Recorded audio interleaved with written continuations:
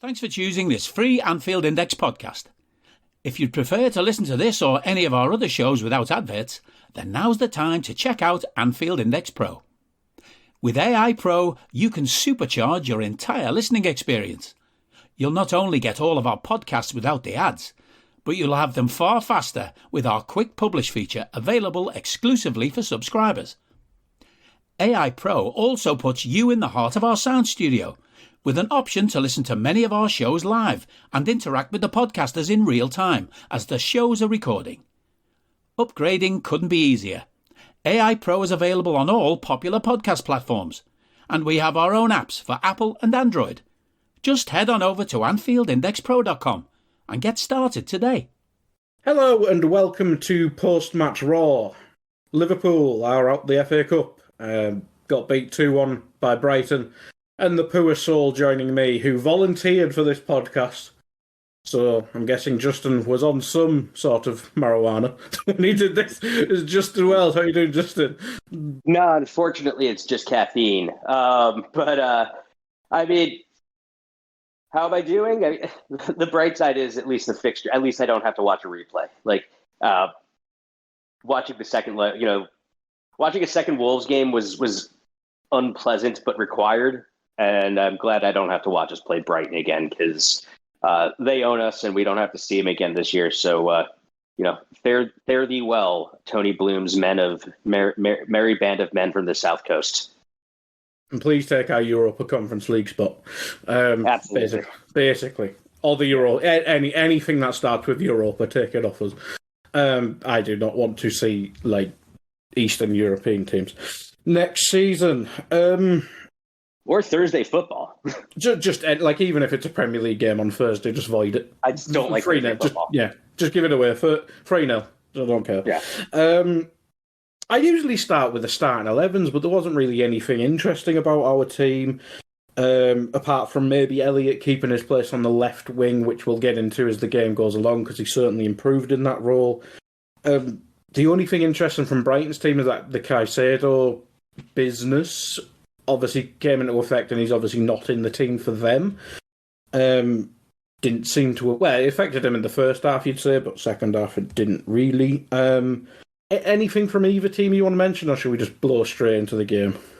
I mean, I think it tells you what De Zerbi thinks about us if he's just going to sit there and play Pascal Gross and Alexis McAllister, both of whom are attack-minded, midfielders, in a double pivot. Like he didn't think we thought we had much threat going up the middle. And I actually think that he was wrong about that early in the game. I think we actually, Gakpo connected play well. So I think that was a gamble that for De Zerbi that, look, it paid off. They got through, but it was one that I think that he set up for that had a mixed impact on at least the first half of the game. But otherwise, from what both teams lined up to do, the other thing that is shocking from them is that they did go with two up front with Ferguson and Welbeck, because they typically do not play two up front. And I think that that was something also that changed the balance of the game a bit, into a manner that might have suited us a little bit better early on. But other than that, there's no big surprises. We were exactly unchanged. We were mostly unchanged with the exception of Trent coming in for Milner. I think that's probably interesting. Obviously, Trent, we need Trent to be a starter because we can't have Milner.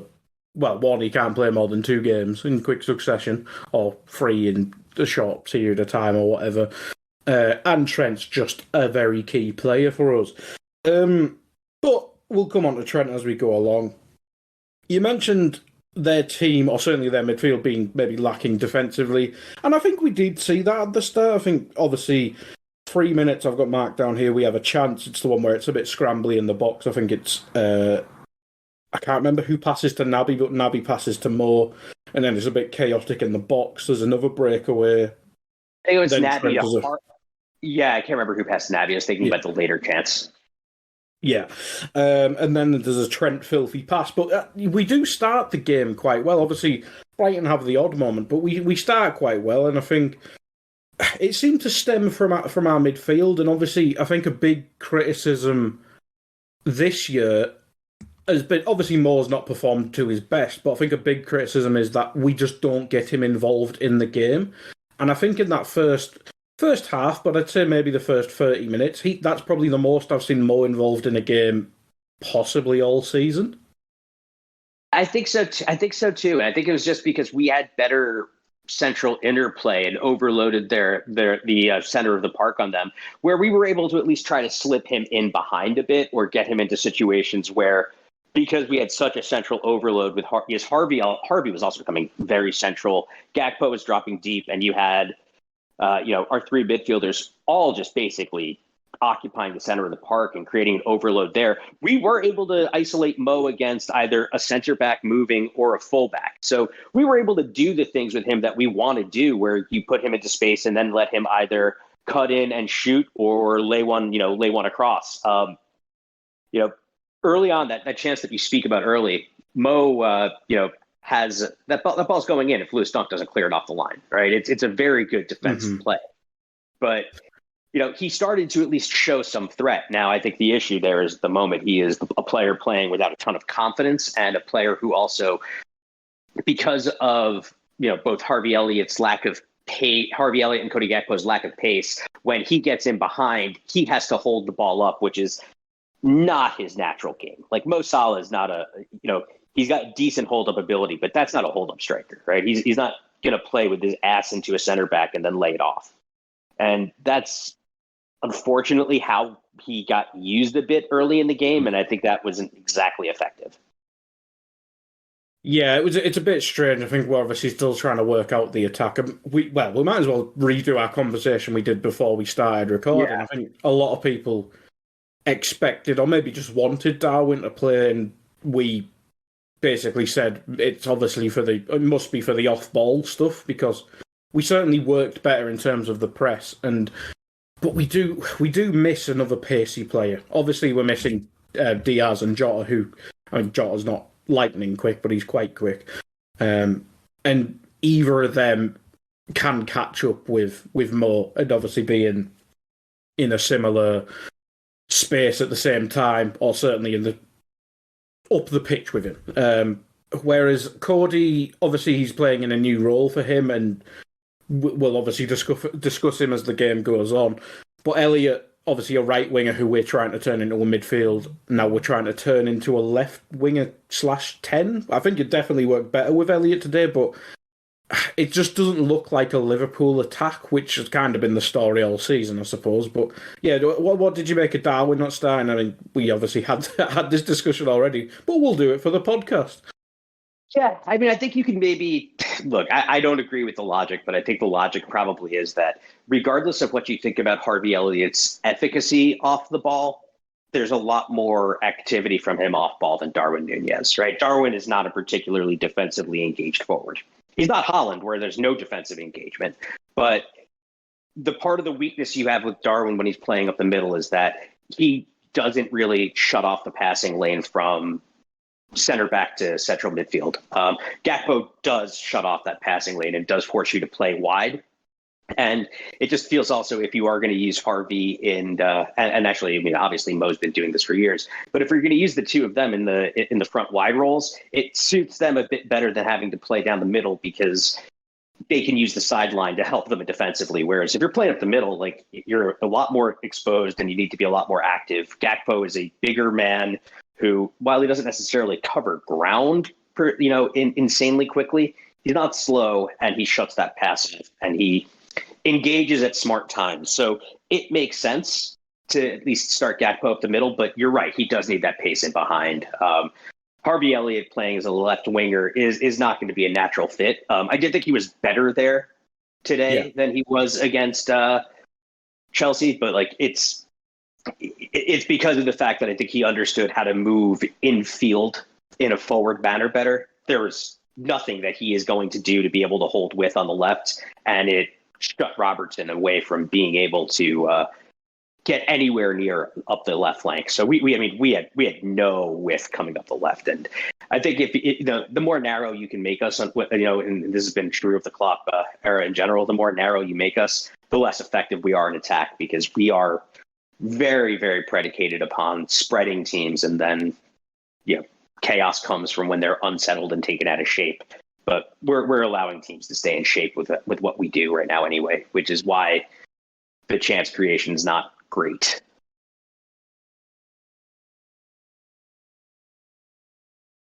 Are you that person who has everything? The coolest merch and those must-have fan threads? Well, over at our Anfield Index shop, we've gone that extra mile when it comes to pimping up your Liverpool collection. From our popular range of bespoke design t-shirts, sweaters, hoodies and hats, to our signature edition mugs, prints and coasters, all provided with fast worldwide shipping. We have something for every red. We also stock official LFC merchandise and are licensed with the Premier League and UEFA to sell official iron-on shirt badges and sleeve patches. As a listener to this podcast, you can get 10% off everything with coupon code AIPRO10. Just head over to AnfieldIndex.shop or find us on Etsy by searching for Anfield Index. Yeah, it was very strange. I haven't noted this down, but it seemed a lot of our play was focused down the right, and obviously we mentioned Mo getting more involved. I think Trent was more involved in a going forward manner than Robbo. But it seemed we were using Naby as the outball quite often instead of Thiago as well, which it can make sense because I think Naby's obviously very capable on the ball as well. But I think he was certainly their pressing target. But normally we see, obviously it's usually Van Dijk and we hit a diagonal, that's an option as well. But out of the midfielders, you just go, Thiago's there. But that didn't seem to be the case at all today. I mean, you mentioned the lack of width. Do you think it was just there was better outballs on the right, which obviously we saw joy from at times with the number of chances we created in the first 15 minutes? There definitely were better outballs down the right. The thing I think that killed us, and the thing that I think also neuters Trent a little bit, is that the long switch from him to get him being able to switch wings isn't going to be on if Robertson's going to get pinned so far back. Without that, and that long switch from Trent to Robertson has been a hallmark of our attacks for years. If we don't have that, we are a lot more one-dimensional, and we have to try to play slowly through the lines, which, quite frankly, is not a thing that we've ever actually been good at. Yeah, it's only quick counter-attacks. You see that, isn't it? We never really do a Man City goal, do we? It's not our thing. The only way we could do it is if we're actually playing against them. Oh, that's true. That is true. But I think that's always been the case with City. You play through. If you are capable, you can play through them. But that was for years ago when it was happy to talk about Liverpool. We'll get back to the actual game. I mean, I think this is where Brighton start to grow into it. I've got 14 minutes where we clear one off the line. Really well defended by Trent, to be fair to him. I think it was Ferguson who had the shot. Basetic then gets booked. Naby goes for a fly, and I think everyone thought he was going to be injured because, one, it's Naby, and two, he was about 8 foot in the air and landed very uncomfortably. And then 21, Brighton cutting through us at the time. Mitoma has a weak shot, but it was really nice play. It was... I think it summarises us as a club at the minute. Oh, no disrespect to Brighton because, well, they're a better team than us this season, clearly. I think someone said they're beating us like 8-4 on aggregate this season or something like that. Maybe 10-4. But even with our midfield, I think that's our best midfield. I think we'll obviously come on to unquestionably. Yes. Unquestionably. But they still cut through us at times at will. And I don't know what else we can do. And obviously we'll come on to the subs and Fabinho, Jesus.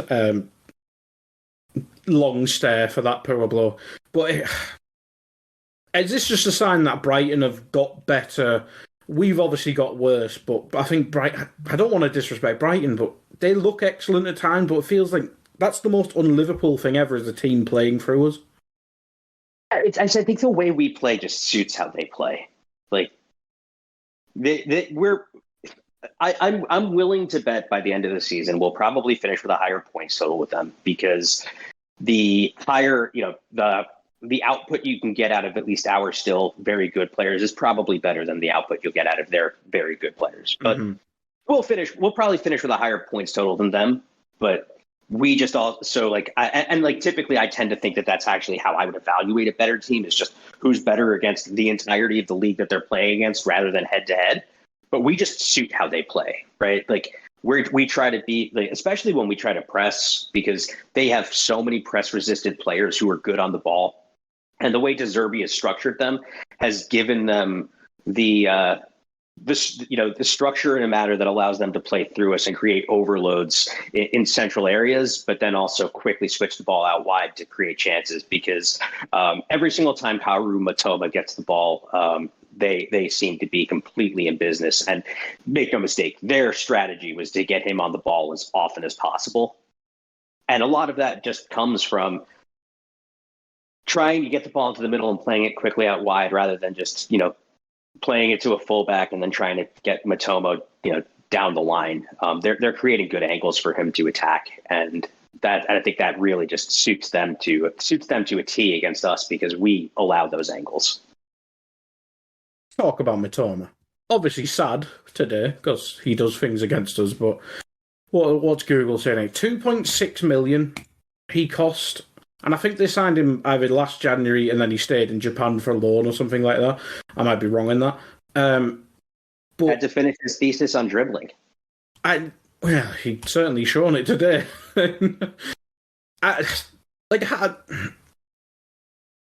This is more of a general question than a game, but why can't we do this? Why can't we find lads out of obscurity for 2 million? Even our Robbo's our biggest ever bargain, I think most people would say. Even he was in the Premier League. He was still looking somewhat impressive at Hull. But picking out lads from the Japanese league, it's that's just crazy. Brighton's so impressive in that. They are. He's an exceptional footballer. That guy needs to be playing Champions League football.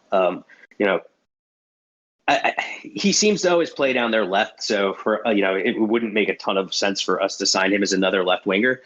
But if he could play down the right and we could get him at a reasonable price, that could be a very good long-term Mo Salah replacement. Because Mo is in his 30s, and we do have to think about when that time comes. But I love that player. He's fantastic.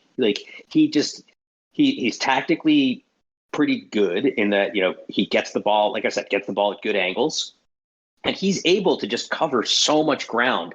And he seems to be just much faster with the ball at his feet than almost anybody I've seen us play against this season, save maybe Maradona. That kind of dribbling winger is something that I really miss. And get well soon, Luis Diaz.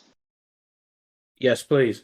Mind, we like signing left wingers, so why not get another one? We'll make one of them a central midfielder. Looking at you, Gakpo.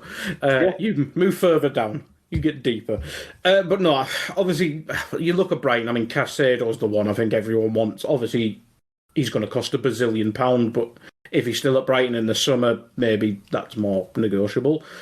But pie in the sky stuff, because we need a lot of midfielders on the evidence of this season and today, but we'll come on that when the subs arrive. Where am I in my notes? Next up, Mo misses a 1v1 after nice play from Elliott. It was a lovely pass, to be fair. We mentioned Mo getting more involved, but I think this is where we see the lack of confidence, because I think in his link-up play, I think it's still there. He obviously gets the assist in a minute as well, but Mo in front of goal, I think he's second. I think this is Premier League stats, but I think he's second behind Darwin in terms of big chances missed. It's just not the same blow, and we have seen this at times. I think the centre-back season, he obviously went on a bit of a barren run before we brought in the actual centre-backs again. But he does have this streak in him at times, but then he seems to explode. But the explosion doesn't seem to be coming. It really doesn't. It seemed like it came a little bit in the first half of the season pre-World Cup, right after Rangers, where he went on a run. You had him destroy Spurs very quickly, but then since the World Cup, it just hasn't been there.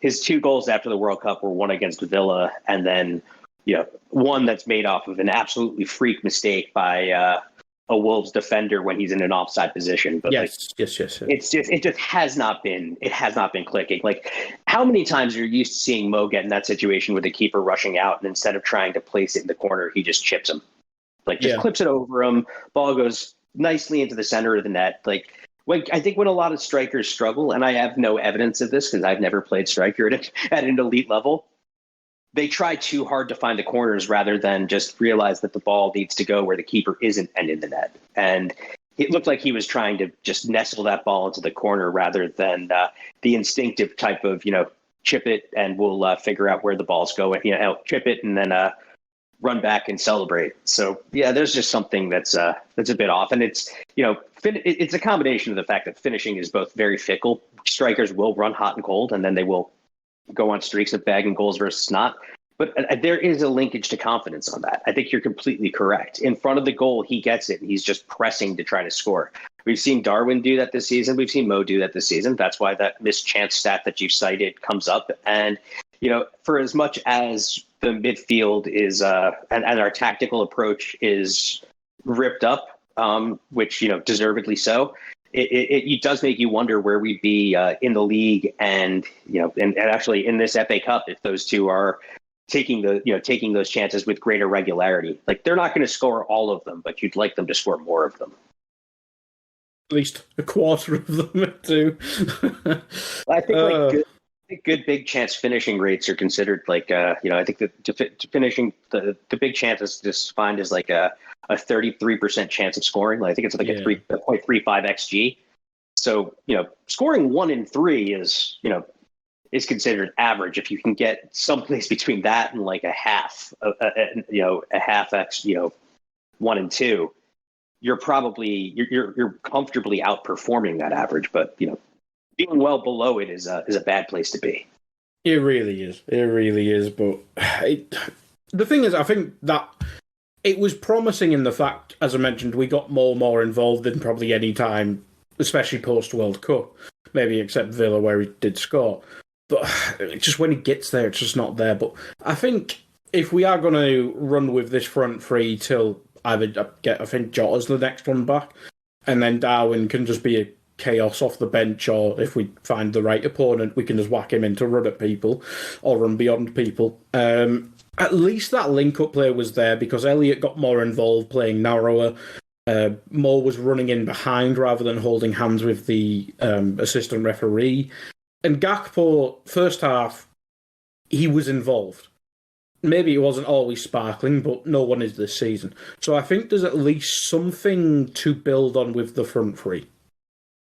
Yeah, there is. And Gakpo did and I'm not saying that he's remotely to the level of when he was doing this, but he looked like Bobby at least used to look, where he could drop deep, collect the ball, and connect play. Right. That's what it's. And also at the same time, provide some of the ball pressure that we've been sorely missing from our center forwards this season when Bobby hasn't played or Jota hasn't played. But he at least, at the very least, it looked finally today like he got used to the pace of playing in English football. And it was the first game where he really at least seemed to not be completely at sea. He didn't look to take any terrible shots on himself as well, which was something we saw against Chelsea. So, he definitely just seemed to play a lot more within the flow of the game, and that's what we need from him. Because if he's going to play as that deep false nine who's going to connect play, what you want from someone doing that is to be in sync with the pace of the game, and then allow themselves to manipulate that pace of that game. I think Gakpo did a reasonably good job of that today. He showed you that he's got very good feet. Like he looks a little bit awkward sometimes running, and I think that's just a byproduct of being 6'4", because guys who are that big when they're running can look very awkward. But the feet were good. He used the ball economically and well. He tried to put people in good positions to, he was good with working overloads with Harvey and then trying to play that last pass into either Mo or then later on to people who had good positions to cross the ball or put the ball through. But I thought it was if we're looking for a bright spot in that game that deteriorated rapidly, I think Gakpo at least was that a reasonably bright spot because he looked to finally come to grips with what's being asked of him within the system. But it's still going to come down to the fact that if we're going to play him, giving him two runners that can come in behind will only make him more effective. And I can't see that this front three is something that I'd want to do for the long term. And as soon as we get another forward back, I think you really have to consider, Harvey as a bench option for the right wing, or even if we're going to continue this way, even maybe playing the center forward role a bit more, because he doesn't offer you what you need a penetrating forward to offer you, and that's what you need from the other forwards besides Gakpo. Yeah, I think it's weird with Elliott because I think everyone thinks back up to Mo, but they don't really play the same. And we've tried the midfield thing, and I think maybe people at the start of the season thought he might have been the issue. He was not the issue, but he was still somewhat of an issue in there. But I think just finding him in the right positions, I think whether he starts on the right, the left, the middle, or whatever, just get him on the ball in behind a runner, and I think that's where we see Elliott as best. So maybe we just don't need to get bogged down with where he starts, but we just got to put him in the positions on the pitch. And if we think about Harvey today, he creates one of our best chances, and you're probably going to come to it soon. Yes, next thing. He scores our best chance. So, he did not have a bad game at all either. No, he was probably up there, one of the better ones, to be fair, if not the best. No, Ibu exists, although he should have. Yes, Ibu. Maybe should have got a red card, but we can forgive that. Then my next note is the goal. I mean, Naby somehow got accused of a handball. I don't know why. Two more, then it's a nice easy pass for Mo, to be fair, for Elliott. Good finish. What Mo should have done like 5 minutes earlier. But, I mean, I think there's a few people to talk about here. We've done Mo and Elliott. We'll go through the goal, but then we have to do every time Naby starts, because Twitter debate, midfielder, Naby Keita versus Jordan Henderson, etc. We'll do Naby in a sec, but no, it is a lovely goal. It's a nice finish. And then it just kind of made a damp squib because of the handball crack with VAR. But no, it was a really nice finish from Harvey. Don't you miss when we were able to play from our own end into the other team's goal in like 3 passes? Like, I really miss that. Yeah. And that goal was a reminder of that. It was a gorgeous counterattack. The ball from Naby, a volley while pressed on his off foot that's played perfectly into Mo's path, is something that is the kind of quality we sorely need from our midfield. As much as you want guys, the midfield that's going to be full of industry, we're not going to have that, because that's not what Naby and Thiago, I mean, they are full of industry, but neither one of them are guys you'd consider to be extraordinarily powerful players like Jordan Henderson or Fabinho of a few years ago. But they also do come with a trade-off of significantly better technical ability. And Naby showed that on quite a few occasions. There were some good bursting runs, but this ball was fantastically played. And yeah, it's just, it was like a payout to the Liverpool of old. And I wish that I wish I could see more of it, because I think that's our, if we're going to get anything out of the league season or the Champions League, we need more of it. Yeah, and that's the thing. I'm going to look at our fixtures whilst I ask you this, because do we play Wolves then Madrid? Wolves, then Everton, then Madrid. Okay, so we have breaks. I was going to ask you about midfield rotation, but that's for future podcasters' problem. But Naby, he's obviously very divisive in the fandom and stuff like that. Nobody should be questioning whether he should be starting at the minute. Obviously, the sub-performances will come on to, we may even just mention now because it's timely, but he wasn't 10 out of 10, he wasn't even 9 or 8, he's probably just a 7 out of 10. But, he helped Trent more than any midfielder has this season. He did his defensive work, he's part of the goal. He was probably our midfielder trying to do the most, because Thiago didn't have the best day, and we didn't really use him all that often. Bajcetic was good, but it's not his job to do that. But it's weird, because we obviously got the contrasting reports maybe a week ago, when I think it was German media said he might be still in contract discussions, and I think it was Jimbo who said no, he'll probably leave on a free, or it might have been Dom King or someone like that. And then Neil Jones said there's still chance of a contract. At the minute, he's our second best midfielder. We have to buy a lot of midfielders in the summer. Yes. At the minute, you can make an argument that he's our best midfielder. Thiago's been fantastic. I am a huge Thiago Alcantara fan. He looked sluggish today, and I do wonder if the amount of minutes that he's going to have to play and has already played as, the only one of our 30 and up midfielders or I'm considering Fab 30 and up, even though he's playing like minion spiritually. He's 45. But Thiago, I think, is showing some signs of being overplayed a little bit, which is why, yes. I don't want to go too deeply into this on this podcast. I'm pretty sure you could agree, but that's why not going into the market makes no sense. Because we're going to burn him out, and it's just going to end his career earlier because of the minute load that he's going to play over the last 2 seasons. But I think Naby has to start every match. Like he our best midfield right now is that 3. I do wonder if playing Naby and Thiago can help, and if we're playing that compact, can help Fabinho perform slightly better. I'm not after today's performance. He's having a timeout again after today. I would say that I want to be optimistic that he can, but I'm also not insane. So yeah.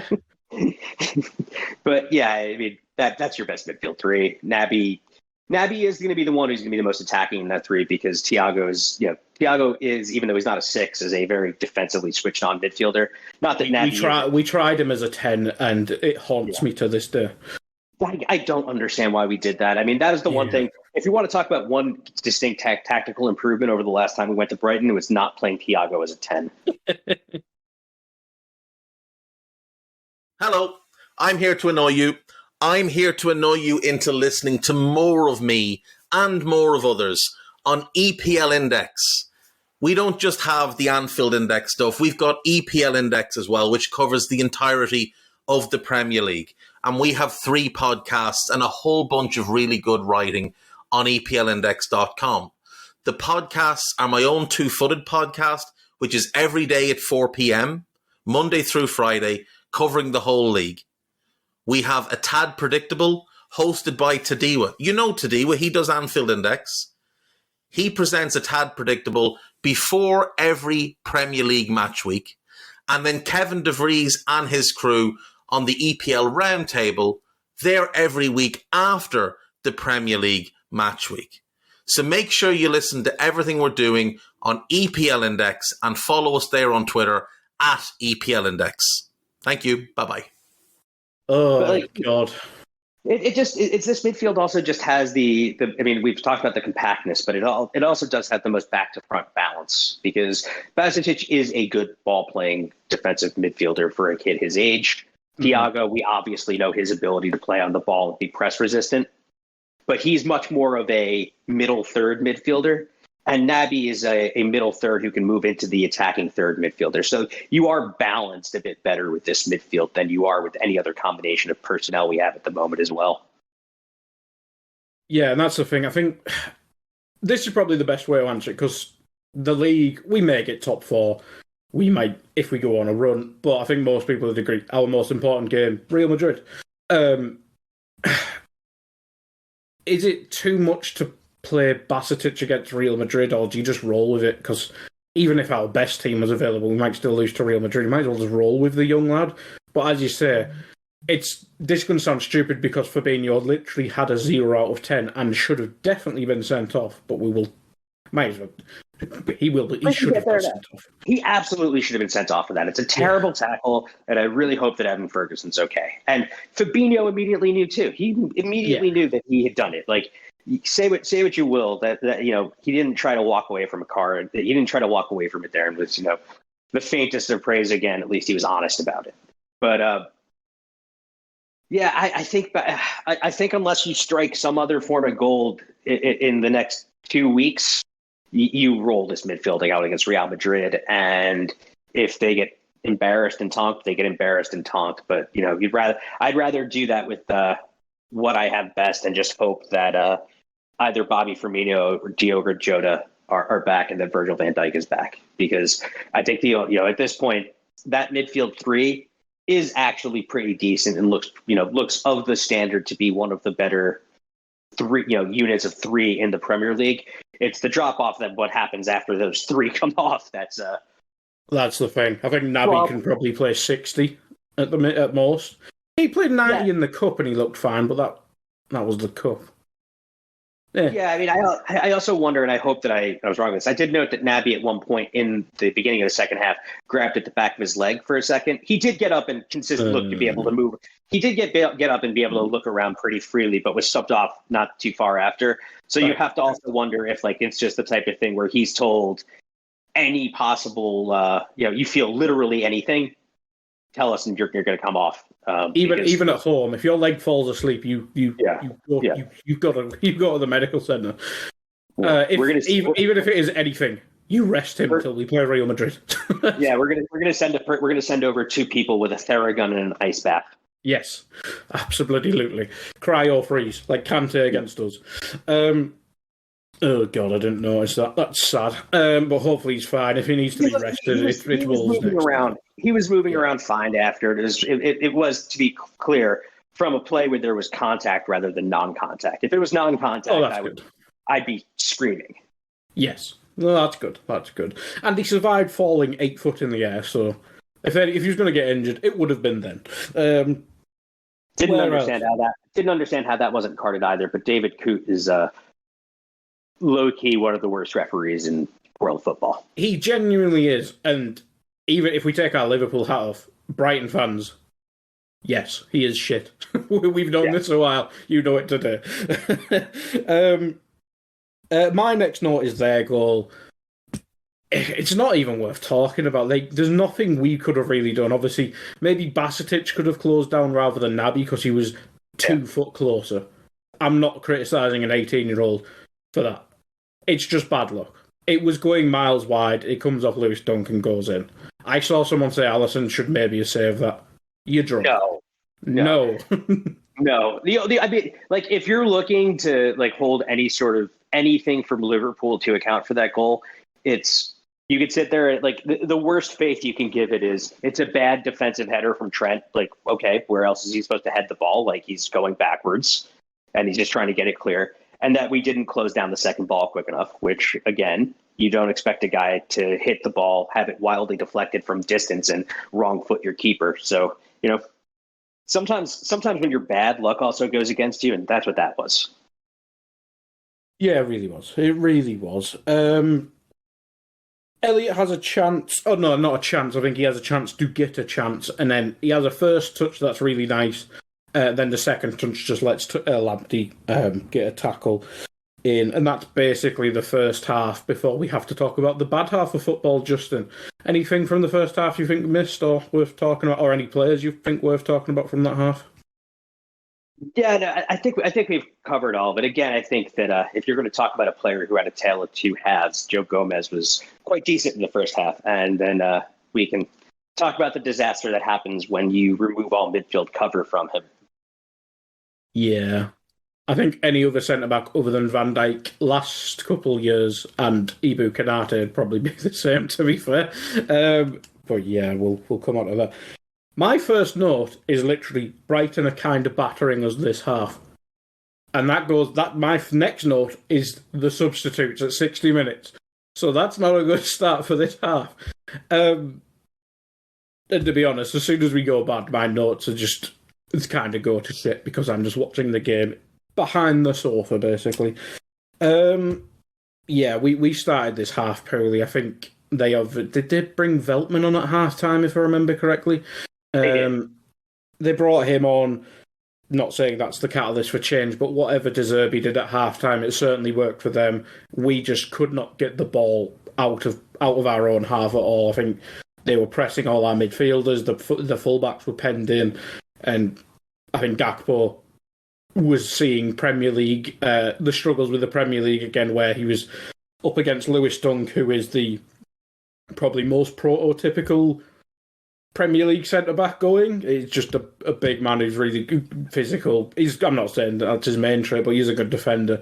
But it just seemed we were just pinned in by maybe there's a better prepared team or more confident, better prepared team in that half. It just seemed a real struggle for us.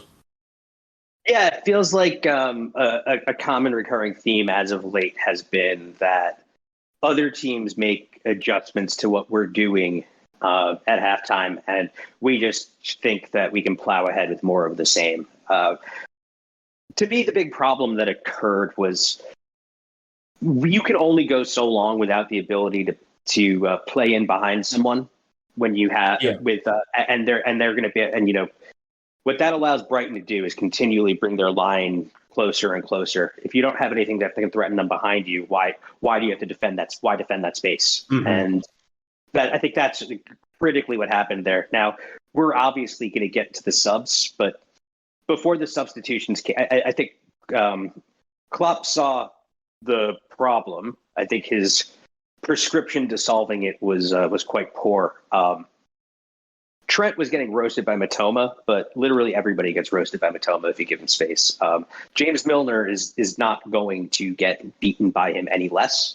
And I guess maybe, I said this before the show, so I might as well with this. This felt like Klopp had 3 subs planned for 60 minutes, and he was going to do them regardless of what the game state was. And he did not deviate from that plan. That looked like a substitution informed by, strict adherence to some sort of either notion of sports science or a plan around managing minutes, and not trying to win the match, because I would not have taken Naby or Trent off. I would have just brought Darwin on and used one of my later subs. And, Gags said this in the match chat Discord, but I agree with this. I would have at least given it a few minutes with that midfield and Trent there, with Darwin there, to see how it looked, because at some point that's going to be your favorite. At some point that might be a favorite front three for a match, and you'd like to see if that potentially works and gives you an idea going forward, rather than changing the personnel as to where the tactics you're trying now are no longer that, right, or can't be executed with that personnel. And obviously Jordan Henderson and Naby Keita couldn't have 2 more differing skill sets, which is I think why which is I think actually the valid portion of the Keita Hendo wars that I usually try to avoid. We'll get right into it.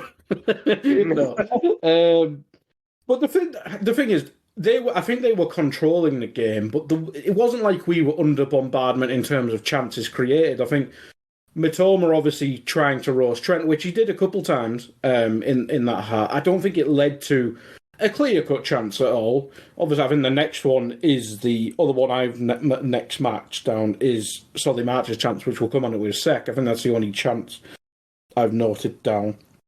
Has anybody? By the way, I have a question. Has anybody ever referred to Solly March by just the last name March? No. Yeah. Okay. I'm just trying to figure this out. But I think perhaps a fair way to view, or at least how I viewed the first 60 minutes. I don't necessarily know if this is fair or if I'm just watching it from my bias. So if you hear this and you think that I'm wrong, please let me know nicely, because I'm not going to respond if you're a dick. I think for 60 minutes, up until the subs, they controlled the match, but we had the better chances. And, if you're going away to a team in cup competition, you'll take that. That's a pattern of a game that you would take, especially when you're not playing particularly well. But that was just for 60 minutes of a 90-minute game. And to be fair, I think it wasn't like, I think the first half, they controlled the first 20 minutes of the second half, definitely. But the first half, I think it was a bit more back and forward. I think they probably had more possession. This should be really easy for me to check, but who's asked? But yeah, we definitely had the more chances. Didn't know Danny Welbeck was playing until he got subbed off, etc. But yeah, the first half was something promising. The second half, I agree with you. I think, and if you were going to make a change in midfield, bring Curtis Jones on. I'm not a Curtis Jones fan. I don't see it. But I know what the fuck Jordan Henderson is in 2023. Curtis Jones will help out James Milner more than Jordan Henderson nowadays. So if this big change, and obviously Klopp, every time he drops someone, he always mentions it's a knock or it's an injury or he had something in training. Just roll with it. You've made the decision. I don't believe they're injured. Maybe Darwin, because he looked really drunk when he came on, or he looked fucked or whatever. But John Henderson, come on. Just don't say anything. Bring on Jones, and let's see what these lads can do, because you obviously don't give too much of a toss about the cup competition. Yeah, he's a 32-year-old footballer who's been the captain of Liverpool Football Club and has been in the crosshairs for an entire section of the fan base for a long time. He can take it, right? He knows knows if he doesn't know how to deal with that criticism by now, he never will, and you're never going to be able to protect him from it anyway. So just say, I understand trying to protect a player's feelings, but sometimes you can do that just by not saying anything. If nobody's asked you why they're, I haven't seen the question that was asked that led him to that response around the injury. I haven't seen it, so I don't understand the context. But if the question is why Jordan Henderson isn't playing, you just make the answer about Naby, Thiago, and Bajcetic playing well. Don't make the answer about Jordan Henderson, right? It's fairly straightforward, and there's a way to protect both Henderson's feelings while giving the other guys a boost in the press. And I know that Klopp is a very good man manager, so I know that probably what he's doing behind closed doors possibly alleviates this, although I don't know because I'm not there. But I don't think it's necessary. I don't think it's necessary. I don't love, I'm not a big fan of hanging on the every word, but I think your assessment's pretty spot on. You don't have to say anything. Yeah. And to be fair, the season's kind of shit either way. Even if we scrape top four, it's still a shit season. Might as well see what Jones can do. Because either way, he's either going to end up on loan or he's going to end up on sold, or he's going to be, presumably, if we do stuff in the summer, 6th or 7th choice centre mid. I don't need a VPN. I've got nothing to hide. This is what I used to tell myself before I hooked up with LibertyShield.com. Not only is my home internet now fully encrypted, but I can now access all the websites I want, whenever I want, and do so from absolutely anywhere. As a Liverpool fan, I love to know I can now watch every match, regardless of whether it's on UK TV or not. My Liberty Shield VPN makes sure nothing is blocked and guarantees me super fast streaming speed throughout that match. You can get connected right now with their software package, which includes a 48-hour no-obligation free trial and instant access to their apps for Apple, Android, Fire TV, PC, Mac, and Android TV. Or go a step further like I have and get one of their pre-configured VPN routers. These small but powerful devices allow you to easily connect every device in your home to VPN, making it the perfect solution for smart TVs, mag boxes, and games consoles. Visit LibertyShield.com today and use coupon code AIVPN25 to get 25% off at checkout. Might as well see. Yeah, or the unlikely thing, and I mean, we could talk about Curtis for a second. I'm a little bit more high on you because on him than because of the technical ability and the overall size and athleticism, but he just doesn't really kind of seem to know how to play football, and I think that's the problem. It's the footballing instincts at the moment haven't come, and I think it's the only way they do come is more minutes in meaningful games, and he just hasn't had enough of them. Some of it's unfortunate due to injuries, but some of it I think is mismanagement. And I think this is a point Dave always makes. The right side midfield position and role, more importantly, is his. It should be his. I don't know why we've turned him into Ginny Wijnaldum, but not as good defensively. Like, let him do stuff that was natural to him 4 years ago. Let him be a bit more attacking. But as I said, he's more defensively responsible than the older lads. It's just a bit strange. It's a bit steep, but yeah, as you said, I think it's pre-planned. Get the experienced lads on there. Get the captain, vice captain on. maybe Trent was pre-planned because he didn't look happy when he came off, did he? Maybe he just liked the duel with Mitoma, but he has a bit of a resting bitch face, so it might have just been that, but he didn't look happy. He did not look happy at all. Yeah, I mean, I would kind of get it if he didn't look happy. It's also, again, he's another player who hasn't trained much lately, even though he had a full week in training this week. So to me, it does suggest that, these are just enforced substitutions with a lack of desire to deviate from that particular plan. And to me, that suggests that maybe that there's not too much care or concern about maintaining a run in the FA Cup, because if you're trying to win this game, you go about it in a very different way. You absolutely do. To be fair, we mentioned the subs. I think Milner came on and did a couple nice things straight away. He obviously created the Moore chance. I think that was literally a couple minutes after. I think the defender slides in front of Moore and it puts him off, but I think what Moore does after that is probably the bigger issue rather than connecting with a cross. He kind of rabbit in headlights and he just kicks it at the keeper. Then the 68th minute, I put Milner penalty question mark. Maybe if we were Man United, but no other football team, I'd probably say would get that, especially with David Coote in charge.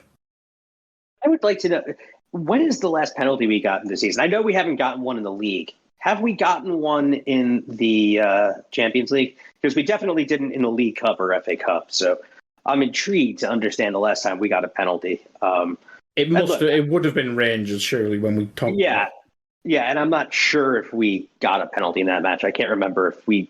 But the whole point there is, but you know what it is? It's the Milner. That's possibly a foul other spots on the pitch, so potentially should be a foul in the box. But we also know that referees referee the context of where it happens. In particular, David Coote, he was never going to give that. But I would be annoyed if that was given against us.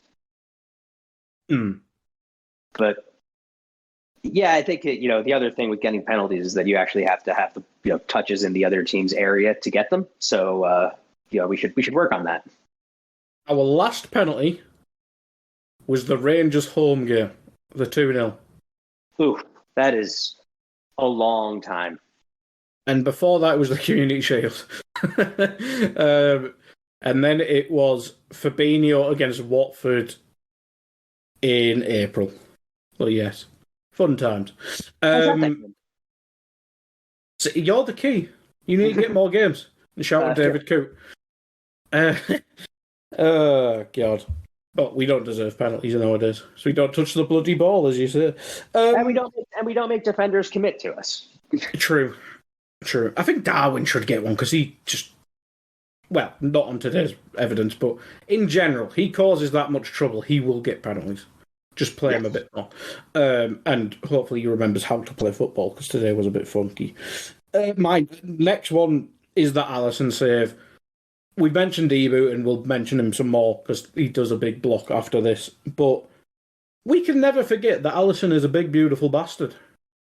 Yeah, he's a tremendous goalkeeper who I feel terribly for because there's only so much he can do, and I feel like goalkeepers take losses probably tougher than anybody else as the last line of defense.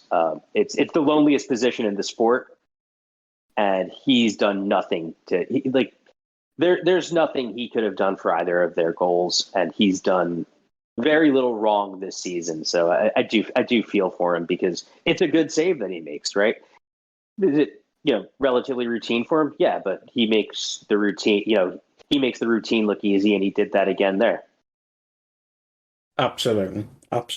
We would be probably about 15th without him.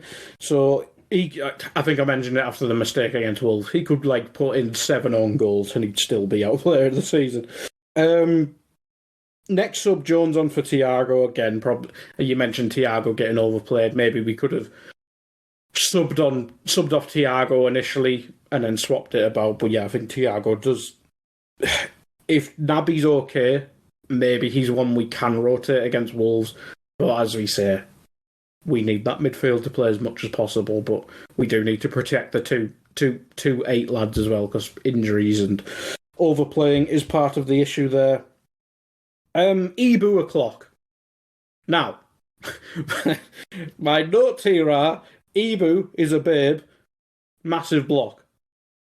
1 minute later, I jinxed him. He should probably be sent off. So he played fantastically, but there was a moment there on another day he could have been sent off because it was. I thought it was shoulder to shoulder initially, but it did kind of go shoulder to back. There's a little bit of shoulder to back. It is a last man situation. I'm shocked that VAR didn't check it, but I guess can VAR check? This is where I'm so unclear about the application of VAR. Can VAR check for the denial of a goal scoring opportunity? Like, I was under the impression that it can. I thought it could, but my commentators said they couldn't check because it wasn't a penalty. But I thought they could check red cards. I thought they could check red cards too. But is it the rule that they can only check foul? Possible violent foul play. Did they give a foul? Did they give a free kick at all for that? I can't remember. I don't think they did. That might be why, because if they give a foul and he give a yellow card, I think they could upgrade it. Yeah, because he didn't give it a foul, they can't upgrade it. Which is really stupid, and I don't understand. How do you fuck up using a replay? I don't know how you fuck up using a replay. And look, we got lucky because if Ibu's not, granted, obviously it's denial of a goal scoring opportunity is a 1 game suspension instead of a 3. But we need Ibu is the glue. Frankly, he's probably besides Allison our most critical player at the moment. Yeah, I would 100% agree with that. Yeah, and it without him against Wolves, even though Wolves isn't a particularly great side, I would not like to see what either Raul Jimenez or Mateus Cunha could do against us, because those are 2 guys who could give Gomez and Matip in a pairing a real handful, even though Jimenez cannot head the ball. Nope, and it probably wouldn't matter because, well, we've seen Matip this season, not great, and Gomez is basically a coin flip. But as we did say, Gomez with a good midfield was fine. With a bad midfield was shit. He's bad, yeah. Maybe it'd be the same for Matip, to be fair. Where are we up to? I mean, let's talk about Ibu, because we're near the end, and it's obviously going to finish on a negative with us conceding, but let's get a positive in there. I mean, he is the next in line for me. And this is all the Liverpool bias, but I am on a Liverpool podcast, so I don't give a shit. He's the next in line for best centre-back in the world. I don't give a fuck about your Salibas, your Arejos, your Kundes. This lad is 6'5", fast as fuck. And good on the ball. The thing is, yeah, he's fantastic on the ball. And the thing is, obviously pace is a massive weapon for him, or a recovery tool for him. But he's positionally fantastic as well. It's not like he relies on the pace. He uses it like Matoma's fucking lightning. He'll use it against Matoma. But he's positionally fantastic. He doesn't over-rely on his pace, which we see, like, let's say Rudiger. I think he relies on his pace. Whereas Ibu, I just think he's one of the most complete centre-backs at the minute. And if it wasn't for us being a fucking shit show, he'd probably be the best centre-back in the league. But we can't say that because the rest of us are a fucking mess. It's the, I think that people overuse that Maldini, if I had to make a tackle, I've done wrong thing. But I think that people overuse that to gauge center backs, but there is a truth hidden in it, which is, or not even that deeply hidden, which is positioning is everything. And, if you're in the right space and you can read a game well as a center back, you're going to put out a lot of fires, constantly, because you're gonna sniff danger. Ibu has that thing where he can sniff danger. He's constantly proactively defending, and we've seen it our best. That we have one guy whose responsibility is to proactively defend, and one guy whose responsibility it is to clean up everything behind. And we have guys who can do one of the 2 roles, but the thing that makes Van Dijk special, and the thing that's going to make that makes Ibu special, is they can do both. Right, you put them in a pairing with a guy who's gonna be see ball head ball like Joel Matip. The 2 of them are going to be able to sweep up behind. If you put them in a situation where they need to be the proactive one, they both can do it. I think I agree with you. I think he is the heir to the throne of best central defender in the world. If, to be perfectly honest, not already there, because I do think that he has shown just when you drop him into a very good team that he is a ceiling raiser. And I'm glad we have him, but I want to keep getting more structure around him so that we don't have to rely on him to do as much as he did today. Yes, let's give him and Allison a hand, shall we? Yeah. My next note. Fabinho. My sweet, sweet Fabinho. I miss 2018, Justin. Fucking hell. I do too. God. Pre-pandemic, we had midfielders with working limbs. Good Lord. I mean, do you want to talk about Basetic to get a happy? We'll make it a compliment sandwich. But we'll go shit, good shit instead. There's an organizational psychology method that tells you that if you're going to criticize someone's performance, you should do so by providing a compliment to start, get to the criticism in the middle, and finish it on a nice note. So we'll do that here. I mean, Basetic, for a second game, managed, Chelsea being the first one, managed to play pretty well and play intelligently about how he tackled on a yellow, which is a skill beyond his years. For an 18-year-old central midfielder, that it plays in a situation where you're going to have to commit yourself to challenges, that's an impressive skill. Basetic is I think he's Basetic. I think he is an incredible young talent, and I look forward to seeing him develop as a Liverpool player, but I also think that it's very unfair on the kid that he is being put into a situation where he needs to play this much this early in his career, is we've also seen what overplaying young players does to them. That's the thing. You want to see more of him, but you don't.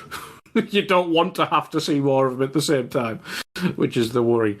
But no, I think he is the real deal, because I think we've had, I don't think false dawns, but like Morton, obviously out on loan at Blackburn. I don't see Basetic going out on loan to Blackburn unless we do sign 5 midfielders in the window in the summer, which we will not do.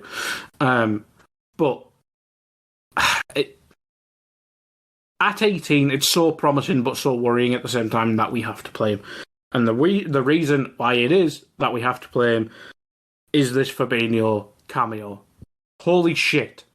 First thing he does is give away the ball. Then we mentioned it already, should 100% have been sent off. No clue how Coop missed that, for one. And whoever the fuck was on VAR must have been on a take to have this finish 11v11. Jesus Christ. But I've always thought Fabinho will improve once we take out Henderson, because I do think he's been overworked in terms of covering for Henderson's physical decline. But Jesus fucking Christ, he's not helping me with my argument there. He's not, but I still think it's a victim of...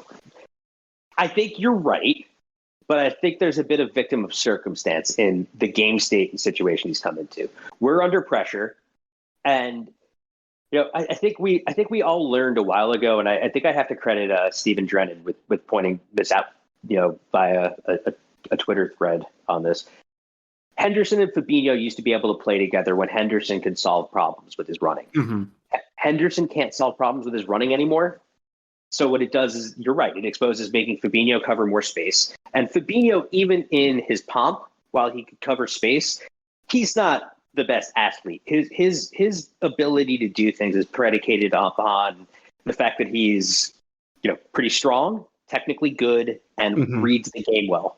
But there's no level of reading the game well when you're as stretched as we are, where an immobile player is going to be able to positively impact the game. They're always going to be put under pressure, and he's been a parking cone this season, and some of that is the doing of the fact that he can't move, and some of it is just that we've become extremely good at tactically exposing our older central midfielders from movements down our right side.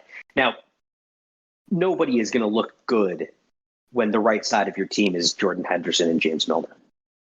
True. Very true. Yeah, it's just annoying because I think after the World Cup, I think the Man City game he came on and he looked alive again, and then I think he may have started the Villa game and looked promising again, and then it's kind of reverted back. Now, I mentioned we obviously have to protect Basetic because he's 18, and you said don't want to overplay him. Maybe we do that thing Klopp does, because we've seen him, someone has a nightmare. We see Lovren against Tottenham, then I think he played the next game. I might be wrong in that, but he certainly wasn't put to one side. Maybe we just give him the Wolves game, because as we say, Wolves aren't the best team. They're obviously improved massively since Lopetegui went in there. Try and get the cobwebs off Fabinho, but for the love of, don't bring both him and Henderson back in. No, if you are going to bring one back in, I should say. Yeah, I think that the Wolves game gives us the perfect opportunity for the NFT midfield. So something that this is where the personnel groupings thing comes in for me.